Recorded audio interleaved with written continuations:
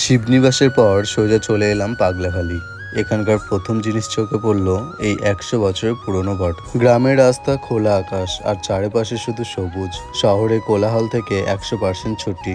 আর এই হলো পাগলাখালির main experience. কাঠের ভেলায় নদী পার, নৌকায় বসে জলে পা ডোবানো, আকাশে মেঘ, চারপাশে জল।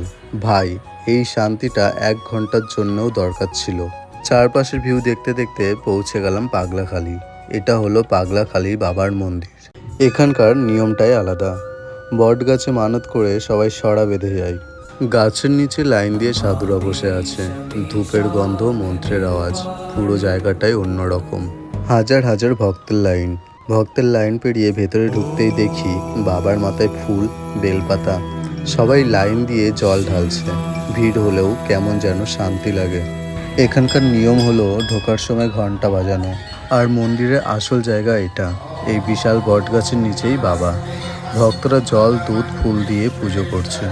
শেষে নন্দী বাবার কাছে মাথা ঠেকিয়ে বেরোলাম। ফেরার সময় বাঁশের ব্রিজটা আবার পার হলাম। বোর্ডে লেখা পাগলাখালি বাবাধাম। নামটা অদ্ভুত, কিন্তু জায়গাটা মনে থেকে যাবে। একদিনের ট্রিপ, শিবনিবাসের ভক্তি আর পাগলাখালির শান্তি দুটোই পেয়ে গেলাম।